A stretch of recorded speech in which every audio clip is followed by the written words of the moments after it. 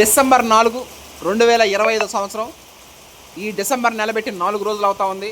ఈ 4 రోజుల్లో ఒక్కసారి కూడా సూర్య భగవానుడిని అంటే సూర్యదేవుని చూసింది లేదు. 4 రోజుల నుంచి ఒకటే చీకటి, ఒకటే మబ్బుల మాయ, ఒకటే వర్షం. ఈ ఎఫెక్ట్ వల్ల మన ఒరిస్సాకు కూడా కొంచెం మొన్న చల్లినటువంటి the pride of Telugu Indian rice RNR 15048 Telangana సోనార్ 2 నర్సరీ కొంచెం ఎఫెక్ట్ తగలడం జరిగింది. అది అంటే ఈ టైంలో ఈ వర్షాలు పడడం అనేది మనకి అంత బెనిఫిట్ ఏం లేదు. వీలైన తొందరగా ఈ వర్షాలు ఆగిపోయి సూర్య భగవానుడు వస్తే మనకి మంచిది. అంటే పనులు తొందరగా పూర్తయిపోతాయి. అంటే లేత నారు నాటాలి కాబట్టి మనం 13వ రోజుకి వచ్చేస్తున్నాం. మనం ఈరోజు డిసెంబర్ 4న లేత నారు నాటడం, తర్వాత గిన్నెలు బాగు చేయడం, ఇవన్నీ ప్రాసెస్.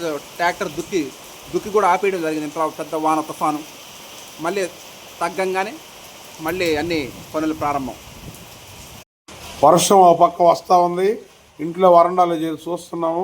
అదిగో అక్కడ మిషన్, గడ్డి కోసే మిషన్తో ఆడ హరీష్ కట్టర్తో పోయడం జరుగుతుంది.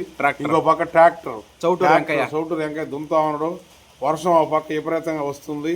అయినా కూడా ఎందుకు వీడియోలు తీస్తున్నాం అంటే వర్షాలు వచ్చినా వరదలు వచ్చినా పోరాడి ఆ విధంగా పనిచేయడం జరుగుతుంది.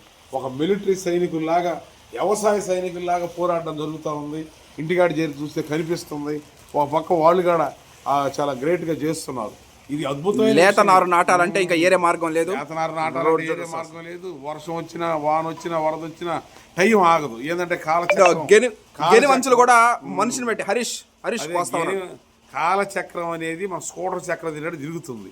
అందువల్ల దానితో స్పీడ్లో మనం రీచ్ చేయాలంటే పనులు కూడా యుద్ధ ప్రాతిపదికన చేయడం జరుగుతుంది. త్వరలో లేత నారులో కలుద్దాం. Thank you.